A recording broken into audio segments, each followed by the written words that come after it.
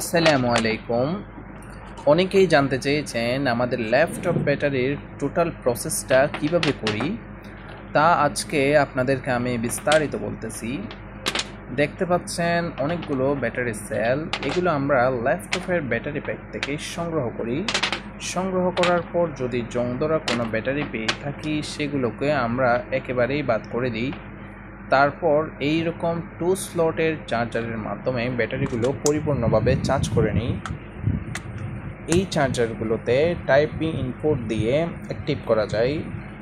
Charging টাইমে এইখানে red LED দিয়ে ইন্ডিকেট করবে এবং ফুল চার্জ হয়ে গেলে গ্রিন এলইডির মাধ্যমে ইন্ডিকেট করবে।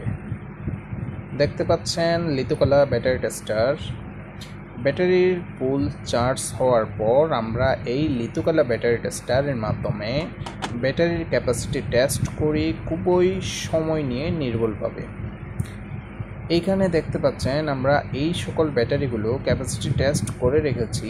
এইরকম আরও অনেক ব্যাটারি আছে আমাদের ক্যাপাসিটি টেস্ট করা।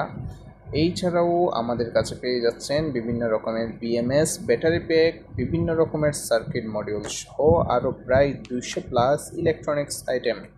আপনার প্রয়োজনীয় পণ্য সংগ্রহ করতে আমাদের সাথে যোগাযোগ করুন। ধন্যবাদ।